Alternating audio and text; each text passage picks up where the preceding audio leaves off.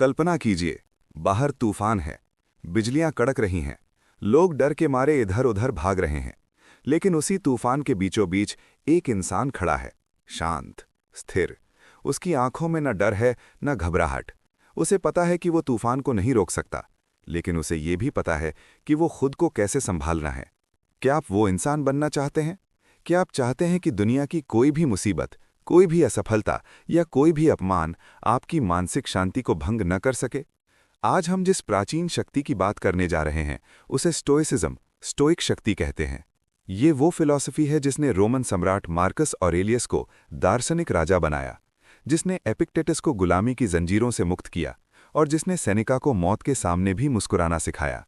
अगले कुछ घंटों में आप सिर्फ एक किताब नहीं सुनेंगे, आप अपने दिमाग को रीप्रोग्राम करेंगे।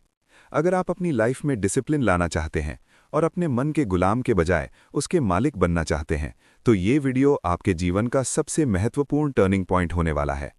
इस वीडियो के अंत में मैं आपको वो 3 स्टोइक सीक्रेट्स बताऊंगा जो आपकी लाइफ को रातों रात बदलने की ताकत रखते हैं। चलिए इस सफर की शुरुआत करते हैं।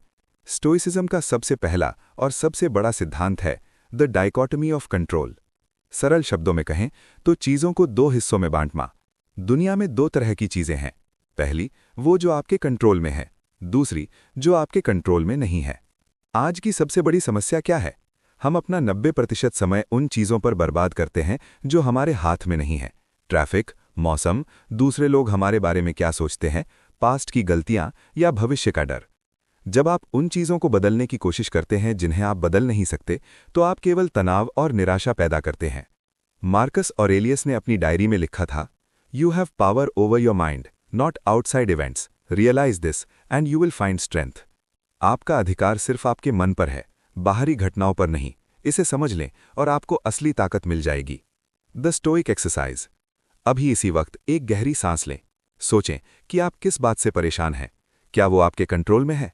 अगर नहीं, तो उसे एक्सटर्नल्स की बाल्टी में डाल दें और कहना सीखें, "it is what it is." ये जैसा है वैसा ही है। दुनिया के महानतम स्टोइक दार्शनिकों में से एक एपिक्टेटस एक गुलाम के रूप में पैदा हुए थे। उनके पास न धन था, न स्वतंत्रता और न ही शारीरिक शक्ति। उनका मालिक क्रूर था, जिसने एक बार गुस्से में एपिक्टेटस का पैर तोड़ दिया था। लेकिन एपिक्टेटस के चेहरे पर कोई शिकन नहीं थी। उन्होंने अपना मानसिक संतुलन नहीं खोया। क्यों? क्योंकि उन्होंने एक ऐसा सत्य जान लिया था जिसे आज हम द डाइकोटमी ऑफ कंट्रोल कहते हैं। आज की इस भागदौड़ भरी जिंदगी में हमारी आधी से ज्यादा मानसिक बीमारियां, तनाव और डिप्रेशन सिर्फ एक वजह से हैं। हम उन चीजों को मुट्ठी में कैद करना चाहते हैं जो हमारे हाथ में हैं ही नहीं। सिद्धांत क्या है? 1, एपिक्टेटस ने अपनी किताब एनकिरिडियन की शुरुआत इन शब्दों से की थी, "कुछ चीजें हमारे बस में हैं और कुछ चीजें हमारे बस में नहीं हैं।" सुनने में ये बात बहुत साधारण लगती है, लेकिन इस एक वाक्य में पूरी दुनिया का सुकून छिपा है। स्टोइसिज्म हमें सिखाता है कि हम अपने जीवन को 2 हिस्सों में बांट लें। पहला हिस्सा जो हमारे नियंत्रण में है। इसमें शामिल हैं हमारे विचार, हमारी राय, हमारी इच्छाएं, हमारा नजरिया और सबसे महत्वपूर्ण, हमारे अपने कर्म। दूसरा हिस्सा जो हमारे नियंत्रण में नहीं है। इसमें शामिल हैं दूसरे लोग हमारे बारे में क्या सोचते हैं, देश की अर्थव्यवस्था, मौसम, ट्रैफिक, हमारा अतीत और यहां तक कि हमारे काम का अंतिम परिणाम भी। 2, हम गलती कहां करते हैं? जरा सोचिए, आप एक महत्वपूर्ण जॉब इंटरव्यू के लिए जा रहे हैं। आप तनाव में हैं, आपके हाथ कांप रहे हैं। क्यों? क्योंकि आप उस चीज पर ध्यान लगा रहे हैं जो आपके कंट्रोल में नहीं है। क्या वो मुझे पसंद करेंगे? क्या दूसरे उम्मीदवार मुझसे बेहतर हैं? अगर मुझे जॉब नहीं मिली तो क्या होगा? जब आप अपना ध्यान बाहरी चीजों पर लगाते हैं, तो आप अपनी खुशी की चाबी दूसरों के हाथ में दे देते हैं। आप एक कठपुतली बन जाते हैं जिसे दुनिया की परिस्थितियां नचाती हैं। अगर चीजें आपके मन मुताबिक हुईं तो आप खुश हैं, अगर नहीं हुई तो आप टूट जाते हैं। क्या ये एक आजाद इंसान की निशानी है? नहीं, ये एक मानसिक गुलामी है। 3, तीरंदाज का उदाहरण। स्टोइक दर्शन इसे एक तीरंदाज के उदाहरण से समझाता है। एक तीरंदाज अपना धनुष उठाता है, निशाना साधता है और तीर छोड़ता है। तीर छोड़ने के क्षण तक सब कुछ उसके नियंत्रण में था। उसने कड़ी मेहनत की, अभ्यास किया, सही धनुष चुना और पूरी एकाग्रता से निशाना लगाया।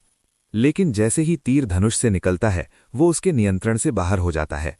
अब हवा का एक झोंका तीर की दिशा बदल सकता है। शायद शिकार वहां से हट जाए या शायद तीर बीच रास्ते में किसी पक्षी से टकरा जाए। एक स्टोइक तीरंदाज जानता है कि उसका काम सही तरीके से तीर छोड़ना था, निशाने पर लगना नहीं। अगर निशाना चूक भी जाए तो वो दुखी नहीं होता, क्योंकि उसने अपना काम पूरी ईमानदारी से किया था। यही जीवन का सत्य है। आप परीक्षा के लिए पढ़ाई कर सकते हैं, ये आपके हाथ में है, लेकिन टॉप करना आपके हाथ में नहीं है। आप जिम जाकर मेहनत कर सकते हैं, लेकिन रातों रात बॉडी बनाना आपके हाथ में नहीं है। जब आप परिणाम के मोह को छोड़कर केवल प्रयास पर ध्यान केंद्रित करते हैं, तो आपका डर गायब हो जाता है। चौथा अध्याय, रिश्तों और समाज में इसका उपयोग। सबसे ज्यादा दुख हमें रिश्तों में मिलता है। हम चाहते हैं कि हमारा पार्टनर हमें समझे, हमारे दोस्त हमारी इज्जत करें, हमारा बॉस हमारी तारीफ करे। लेकिन सच क्या है? आप किसी को मजबूर नहीं कर सकते कि वो आपसे प्यार करे या आपकी इज्जत करे। स्टोइक अनुशासन कहता है, आपका काम है एक अच्छा इंसान बनना, दयालु होना और अपनी जिम्मेदारियां निभाना। अब सामने वाला आपके साथ कैसा व्यवहार करता है, ये एक्सटर्नल है। यदि कोई आपका अपमान करता है तो वो उसकी समस्या है, उसकी सोच है। आपका मन तब तक आहत नहीं हो सकता जब तक आप खुद उसे अनुमति न दें। मार्कस ऑरेलियस ने खुद से कहा था, आज मैं ऐसे लोगों से मिलूंगा जो स्वार्थी, अहंकारी और कृतज्ञ होंगे, लेकिन उनमें से कोई भी मुझे नुकसान नहीं पहुंचा सकता, क्योंकि मैं उनके व्यवहार को अपने नियंत्रण में नहीं आने दूंगा। पांचवा, चिंता से मुक्ति का मार्ग। अगर आप आज से ही डाइकोटोमी ऑफ कंट्रोल को अपना लें तो आपकी जिंदगी से 80% तनाव खत्म हो सकता है। अगली बार जब आप किसी बात से परेशान हों तो खुद से ये सवाल पूछें, क्या ये समस्या मेरे नियंत्रण में है? अगर जवाब हाँ है तो चिंता क्यों करना? उठिए और उस पर काम करना शुरू कीजिए। एक्शन चिंता का सबसे बड़ा दुश्मन है। अगर जवाब नहीं है तो भी चिंता क्यों करना? क्योंकि आप उसे बदल ही नहीं सकते। उसे वैसे ही स्वीकार करें जैसा वो है। इसे स्टोइक्स अमोर फाती कहते हैं, अपनी नियति से प्यार करना। छठा, मानसिक अनुशासन का अभ्यास। इस ऑडियो बुक को सुनने वाले मेरे दोस्तों, मैं आपको एक चुनौती देता हूं। अगले 24 घंटों के लिए अपनी ऊर्जा को केवल उन चीज़ों पर लगाएं जिन्हें आप बदल सकते हैं। अगर बारिश हो रही है तो शिकायत न करें, बस छाता उठाएं। अगर कोई सोशल मीडिया पर बुरा कमेंट करता है तो उसे इग्नोर करें, क्योंकि उसकी सोच आपके बस में नहीं है। अगर आपका पुराना वक्त आपको सता रहा है तो याद रखें कि पास्ट अब आपके कंट्रोल में नहीं है, लेकिन आपका वर्तमान आपकी मुट्ठी में है। नियंत्रण का विभाजन केवल एक विचार नहीं है, ये एक हथियार है। ये आपको शांत रखता है जब चारों तरफ शोर हो। ये आपको ताकत देता है जब सब कुछ बिखर रहा हो। याद रखें, आप दुनिया को नहीं बदल सकते, लेकिन आप उस दुनिया के प्रति अपनी प्रतिक्रिया को जरूर बदल सकते हैं। जैसे एक चट्टान समुद्र की लहरों से नहीं हिलती, वैसे ही एक स्टोइक इंसान बाहरी परिस्थितियों से विचलित नहीं होता। उसका मन उसका अपना राज्य है और वहां उसका शासन चलता है। मार्कस ऑरेलियस के शब्दों में, आपको अपने मन पर अधिकार है, बाहरी घटनाओं पर नहीं। इस बात को समझ लें और आप अपनी असली शक्ति पा लेंगे। अगले अध्याय में हम सीखेंगे कि कैसे अपने नज़रिए को बदलकर हम किसी भी बड़ी मुसीबत को एक अवसर में बदल सकते हैं। बने रहिए इस सफ़र में। कल्पना कीजिए, दो लोग एक ही खिड़की से बाहर देख रहे हैं। बाहर तेज बारिश हो रही है और चारों तरफ कीचड़ है। पहला इंसान बाहर देखता है और झुंझलाकर कहता है, धत तेरी की, कितना गंदा मौसम है, सब कुछ कीचड़ से भरा है, आज का दिन ही खराब है। वहीं दूसरा इंसान उसी खिड़की से बाहर देखता है, मुस्कुराता है और कहता है, वाह क्या अद्भुत दृश्य है, धूल भरी पत्तियां धुल रही हैं और मिट्टी की सौंधी खुशबू आ रही है। दृश्य एक ही है, बारिश और कीचड़, लेकिन दोनों के अनुभव जमीन आसमान का अंतर रखते हैं। क्यों? क्योंकि समस्या बारिश में नहीं थी, समस्या उनके नजरिए में थी। आज का अध्याय इसी जादुई कला के बारे में है, नजरिए की कला। पहला, नजरिया ही आपकी वास्तविकता है। मार्कस ऑरेलियस ने अपनी डायरी में एक बहुत गहरी बात लिखी थी, the soul becomes dyed with the colour of its thoughts, यानी आपकी आत्मा आपके विचारों के रंग में रंग जाती है। अगर आप दुनिया को काले चश्मे से देखेंगे तो हर तरफ अंधेरा ही दिखेगा। अगर आप उसे उम्मीद और अनुशासन के चश्मे से देखेंगे तो आपको हर चुनौती में एक अवसर दिखाई देगा। स्टोइक्स का मानना है कि दुनिया में कोई भी घटना अपने आप में अच्छी या बुरी नहीं होती। घटना तो सिर्फ एक तथ्य है, उस पर अच्छा या बुरा का लेबल हम खुद लगाते हैं। आपका ब्रेकअप हो गया, ये एक तथ्य है। अब आप इसे मेरी जिंदगी बर्बाद हो गई कह सकते हैं, या आप इसे मुझे खुद पर काम करने का एक नया मौका मिला कह सकते हैं। आपकी नौकरी चली गई, ये एक तथ्य है। आप इसे मैं बर्बाद हो गया मान सकते हैं, या अब मैं वो बिजनेस शुरू कर सकता हूं जिसके बारे में मैं हमेशा सोचता था। लेबल आपका है और वही लेबल आपकी अगली भावना को तय करेगा। वस्तुनिष्ठता का जादू। स्टोइक्स एक बहुत ही शक्तिशाली तकनीक का इस्तेमाल करते थे जिसे ऑब्जेक्टिव रिप्रेजेंटेशन कहते हैं। इसका मतलब है चीज़ों को वैसे ही देखना जैसी वो हैं, बिना किसी मिर्च मसाले के। मार्कस ऑरेलियस रोमन सम्राट थे। उनके पास दुनिया का सबसे महंगा खाना और शराब होती थी, लेकिन वे खुद को याद दिलाते थे, ये शानदार वाइन सिर्फ सड़े हुए अंगूरों का रस है, ये आलीशान रेशमी कपड़ा सिर्फ एक कीड़े के शरीर से निकला हुआ धागा है, ये रोस्ट किया हुआ मांस सिर्फ एक मरे हुए जानवर का शरीर है। वे ऐसा क्यों करते थे? ताकि वे इन चीज़ों की चकाचौंध में खो न जाएं। हम अक्सर चीज़ों को बढ़ा चढ़ा कर देखते हैं।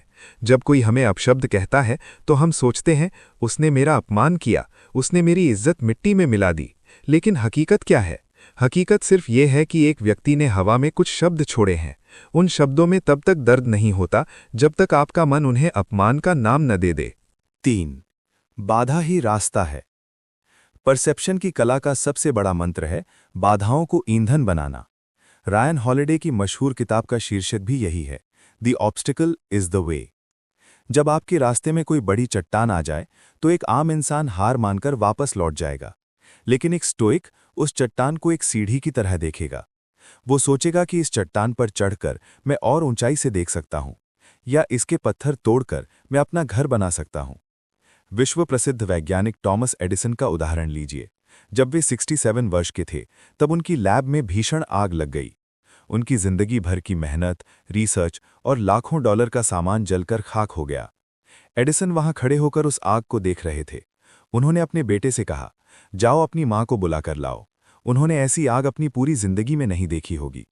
अगले दिन उन्होंने कहा, शुक्र है हमारी सारी गलतियां जलकर राख हो गई हैं, अब हम नए सिरे से शुरुआत करेंगे।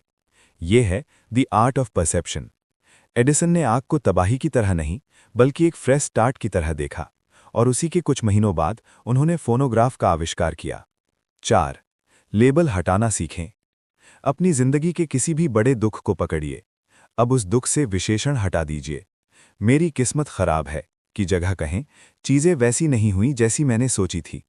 उसने मुझे धोखा दिया की जगह कहें, उसने अपना रास्ता चुन लिया। मैं फेल हो गया की जगह कहें, मैंने ये तरीका सीखा जिससे काम नहीं बनता। जैसे ही आप भावुक शब्दों को हटाते हैं, आपकी बुद्धि काम करना शुरू कर देती है। जब आप भावनाओं के शोर को शांत करते हैं, तभी आप समाधान देख पाते हैं। 5. विक्टर फ्रैंकल की मिसाल। परसेप्शन की सबसे बड़ी मिसाल हमें विक्टर फ्रैंकल से मिलती है, जो एक मनोवैज्ञानिक थे और द्वितीय विश्व युद्ध के दौरान नाजी कॉन्सेंट्रेशन कैंप में कैद थे। वहां उनसे उनकी संपत्ति, उनके कपड़े, उनकी पहचान और यहां तक कि उनके परिवार को भी छीन लिया गया। लेकिन फ्रैंकल ने एक ऐसी बात कही जिसने पूरी दुनिया को हिला दिया। उन्होंने कहा, एक इंसान से सब कुछ छीना जा सकता है, लेकिन उसकी एक आखिरी आज़ादी, अपने नज़रिए को चुनने की आज़ादी, उसे कोई नहीं छीन सकता।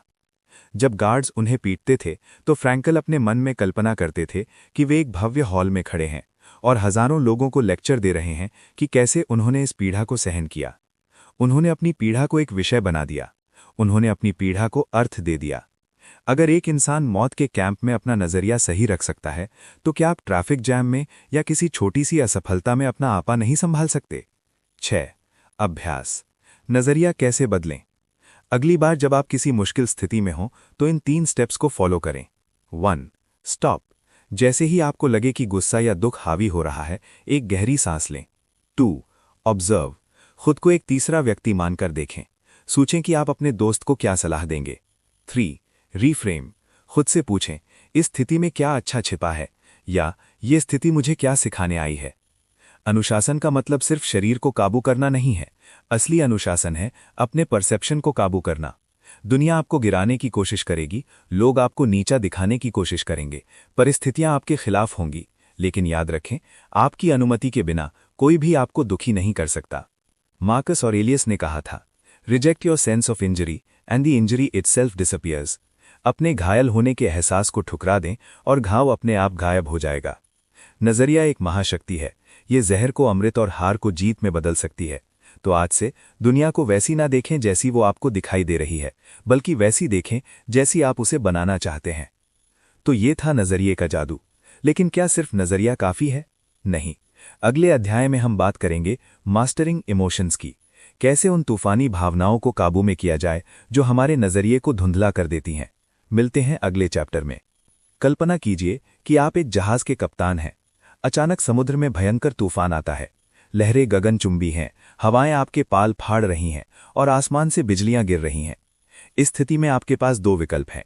पहला, आप घबरा जाएं, चीखें चिल्लाएं और डर के मारे पतवार छोड़ दें।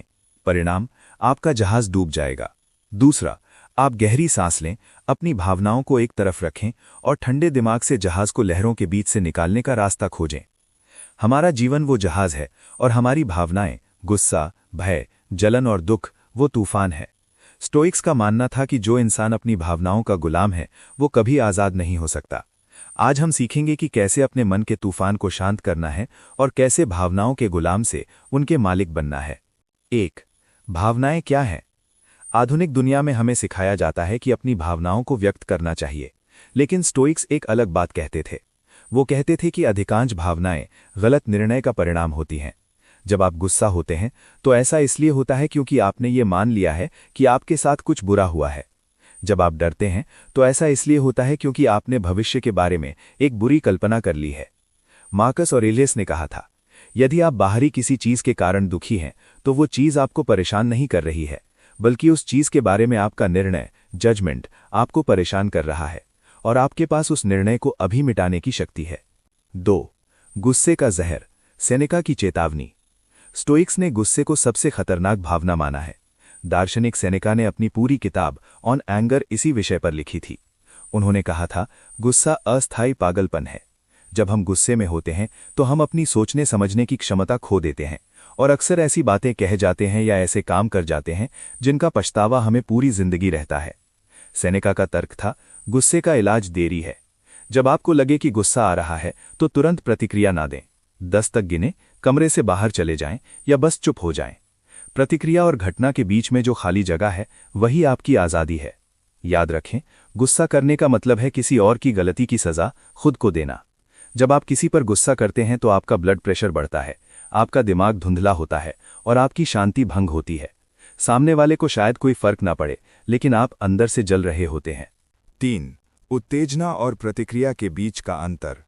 दुनिया के महानतम मनोवैज्ञानिक विक्टर फ्रैंकल, जो स्टोइक्स से बहुत प्रभावित थे, उन्होंने कहा था, उत्तेजना और प्रतिक्रिया के बीच एक जगह होती है।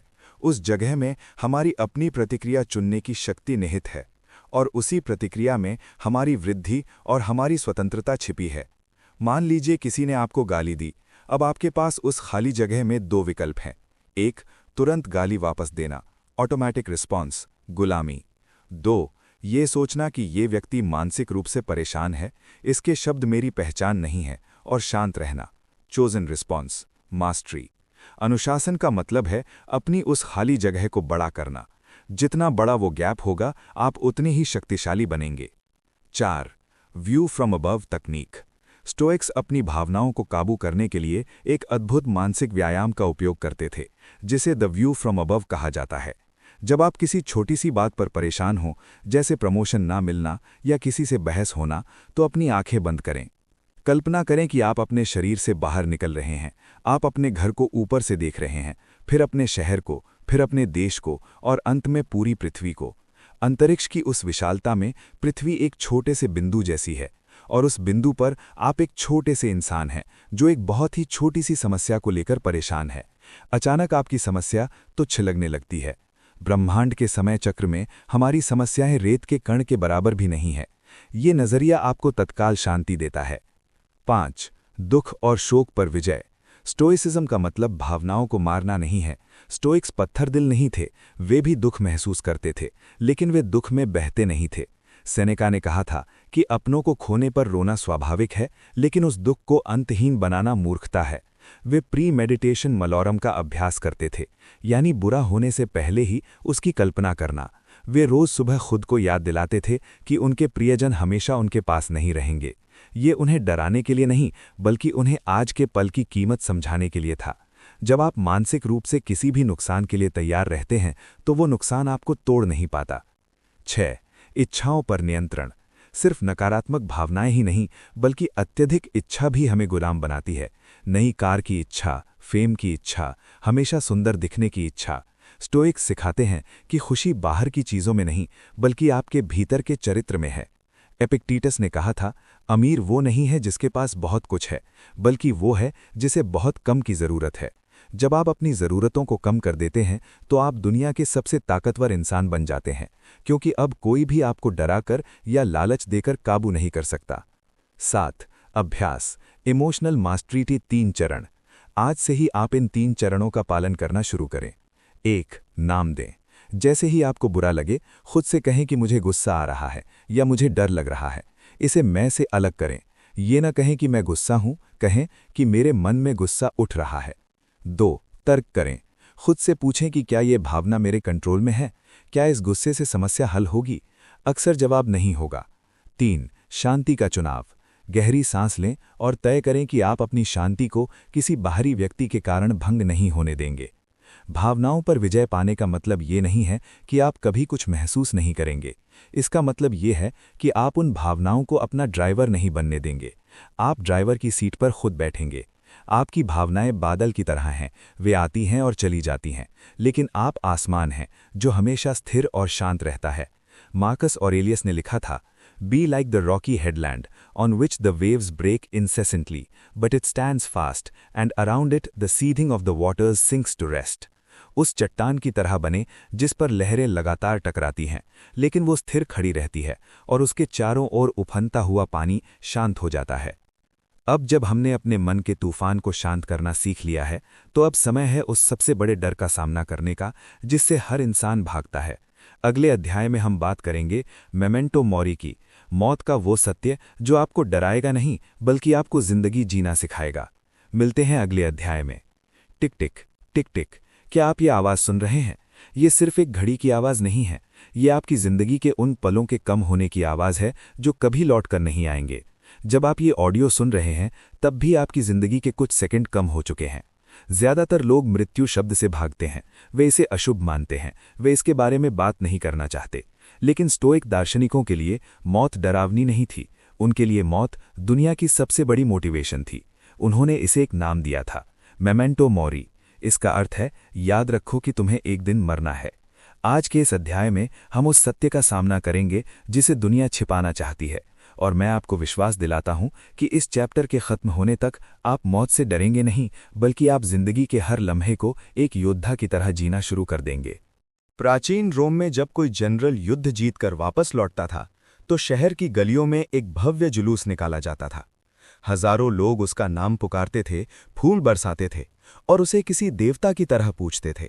लेकिन उस भव्य रथ पर उस जनरल के ठीक पीछे एक गुलाम खड़ा होता था। उस गुलाम का काम केवल एक ही था, वो जनरल के कान में बार बार एक ही वाक्य दोहराता था, रेस्पाइस पोस्ट ते होमिनेम ते मेमेंटो, यानी अपने पीछे देखो, याद रखो कि तुम सिर्फ एक इंसान हो और तुम्हें एक दिन मरना है। ये परंपरा क्यों थी? ताकि जनरल अपनी सफलता के अहंकार में डूबकर ये ना भूल जाए कि वो अमर नहीं है। सफलता हो या असफलता, सुख हो या दुख, सब कुछ अस्थायी है। मेमेंटो मोरी हमें विनम्र रखती है और हमें याद दिलाती है कि हमारे पास समय सीमित है। अक्सर लोग सोचते हैं कि मौत को याद करने से इंसान उदास हो जाएगा, लेकिन स्टोइक्स का नजरिया इसके बिल्कुल उलट था। मार्कस ऑरेलियस ने अपनी डायरी में लिखा था, you could leave life right now, let that determine what you do and से एंड थिंक। तुम इसी क्षण इस जीवन को छोड़कर जा सकते हो। इसी विचार को तय करने दो कि तुम क्या करते हो, क्या कहते हो और क्या सोचते हो। जरा सोचिए, अगर आपको पता चले कि आज आपकी जिंदगी का आखिरी दिन है, तो क्या आप उन लोगों पर गुस्सा करेंगे जिनसे आप प्यार करते हैं? क्या आप टीवी के सामने बैठकर घंटों समय बर्बाद करेंगे? क्या आप उन फालतू की बातों की चिंता करेंगे कि लोग आपके बारे में क्या सोच रहे हैं? बिल्कुल नहीं। आप केवल वही काम करेंगे जो आपके लिए सबसे ज्यादा मायने रखते हैं। मेमेंटो मोरी आपके जीवन के कचरे को साफ कर देती है। यह आपको फालतू की चिंताओं से मुक्त करती है और आपका ध्यान जरूरी पर केंद्रित करती है। हम कल पर काम क्यों टालते हैं? क्योंकि हमें भ्रम है कि हम हमेशा के लिए यहाँ रहने वाले हैं। हम सोचते हैं कि अभी तो बहुत समय है, अगले साल शुरू करेंगे, रिटायरमेंट के बाद जिएंगे। स्टोइसिज्म इस भ्रम को तोड़ देता है। सेनेका ने कहा था, हम ऐसे जीते हैं जैसे हम अमर हों और ऐसे डलते हैं जैसे हम कल ही मरने वाले हों। हम अपनी सबसे कीमती चीज़ समय को ऐसे बांटते हैं जैसे वो मुफ्त हो। लेकिन सच तो ये है कि समय वो एकमात्र चीज़ है जिसे आप दोबारा नहीं कमा सकते। जब आप मेमेंटो मोरी को अपनाते हैं तो आप प्रोक्रास्टिनेशन यानी टाल मटोल नहीं कर पाते। आपको पता होता है कि कल एक वादा है जो शायद कभी पूरा ना हो। जो करना है अभी करना है। आज का दिन एक उपहार है और इसे बेकार करना पाप है। आधुनिक युग में भी सबसे सफल लोगों ने इसी सिद्धांत का पालन किया। एप्पल के संस्थापक स्टीव जॉब्स ने अपने प्रसिद्ध भाषण में कहा था, ये याद रखना कि मैं जल्द ही मर जाऊंगा मेरे जीवन का सबसे महत्वपूर्ण उपकरण रहा है, जिसने मुझे बड़े फैसले लेने में मदद की है। उन्होंने आगे कहा था, क्योंकि लगभग सब कुछ, बाहरी उम्मीदें, गर्व, असफलता का डर, ये सब मौत के सामने फीके पड़ जाते हैं। केवल वही बचता है जो वास्तव में महत्वपूर्ण है। ये याद रखना कि आप मरने वाले हैं, इस जाल से बचने का सबसे अच्छा तरीका है कि आपके पास खोने के लिए कुछ है। जॉब्स स्टोइक नहीं थे, लेकिन उनका यह विचार शुद्ध स्टोइसिज्म था। जब आप मौत को अपनी आंखों के सामने रखते हैं तो असफलता का डर गायब हो जाता है। आप रिस्क लेने से नहीं डरते, क्योंकि आप जानते हैं कि अंत में सब कुछ मिट्टी में मिल जाना है। मेमेंटो मोरी केवल काम के लिए नहीं है, ये रिश्तों के लिए भी है। अगली बार जब आप अपने माता पिता, अपने जीवन साथी या अपने बच्चों से मिलें तो एक पल के लिए सोचें कि क्या होगा अगर ये उनसे मेरी आखिरी मुलाकात हो। ये विचार आपको डराएगा, लेकिन साथ ही ये आपके दिल में उनके लिए अपार प्रेम और करुणा भर देगा। आप छोटी छोटी बातों पर बहस करना बंद कर देंगे। आप उन पलों को ज्यादा गहराई से महसूस करेंगे। आप आई लव यू कहने में देर नहीं करेंगे।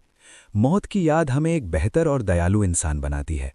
अब मैं आपको एक छोटा सा अभ्यास बताता हूं जो स्टोइक्स अक्सर करते थे। रोज सुबह जब आप उठें तो आईने में खुद को देखें और कहें, हो सकता है कि ये मेरा आखिरी दिन हो। और हर रात जब आप सोने जाएं तो कहें, मैंने अपना जीवन जी लिया है, अगर कल सुबह नहीं हुई तो भी मुझे कोई मलाल नहीं है। ये अभ्यास आपको डराने के लिए नहीं, बल्कि आपको वर्तमान में लाने के लिए है। यह आपको उस आलस से बाहर निकालता है जिसमें हम सब फंसे हुए हैं। यह आपको वो साहस देता है जो एक योद्धा में होता है। एक महान स्टोइक के लिए मौत कोई दुश्मन नहीं थी, ये तो प्रकृति का एक नियम है।